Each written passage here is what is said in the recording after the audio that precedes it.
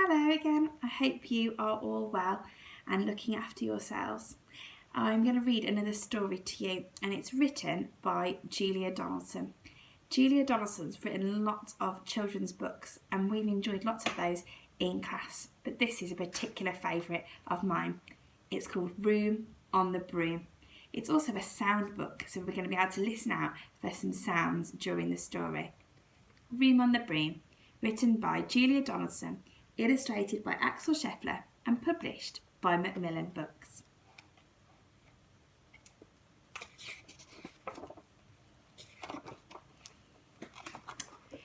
The witch had a cat and a very tall hat, and long ginger hair which she wore in a plait.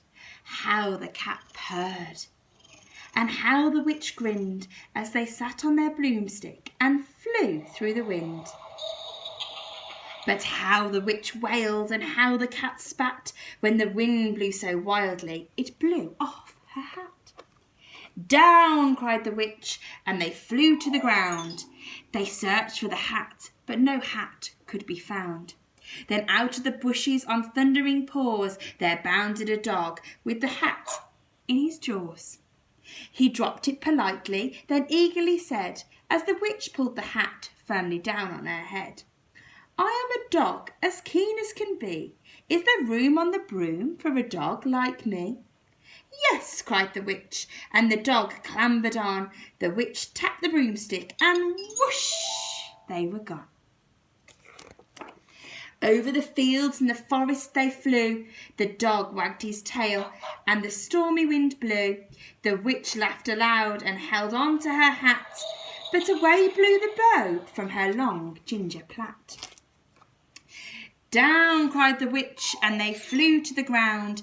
They searched for the bow, but no bow could be found. Then out from a tree, with an ear-splitting shriek, there flapped a green bird with the bow in her beak. She dropped it politely and bent her head low, then said, as the witch tied her plait in a bow, I am a bird as green as can be. Is there room on the broom for a bird like me? Yes, cried the witch. So the bird fluttered on. The witch tapped the broomstick, and whoosh, they were gone. Over the reeds and the rivers they flew. The bird shrieked with glee, and the stormy wind blew. They shot through the sky to the back of beyond. The witch clutched her bow, but let go of her wand.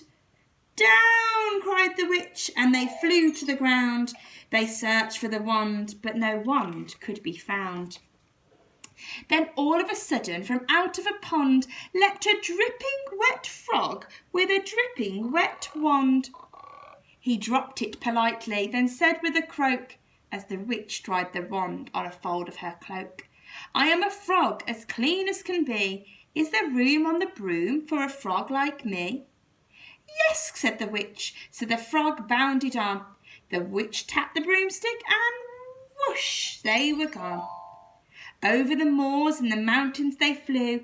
The frog jumped for joy, and the broom snapped in two. Down fell the cat and the dog and the frog. Down they went tumbling into a bog. The witch's half broomstick flew into a cloud, and the witch heard a roar that was scary and loud.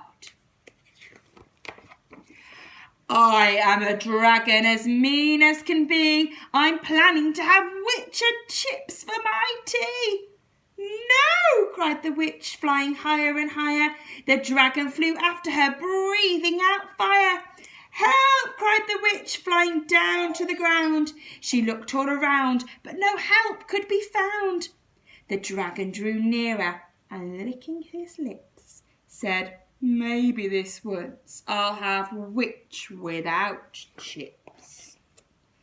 But just as he planned to begin on his feast, from out of a ditch rose a horrible beast. It was tall, dark and sticky, and feathered and furred. It had 4 frightful heads. It had wings like a bird, and its terrible voice, when it started to speak, was a yowl and a growl and a croak and a shriek. It dripped and it squelched as it strode from the ditch, and it said to the dragon, Buzz off. That's my witch." The dragon drew back and it started to shake. I'm sorry," he spluttered. "I made a mistake. It's nice to have met you, but now I must fly," as he spread out his wings and was off through the sky.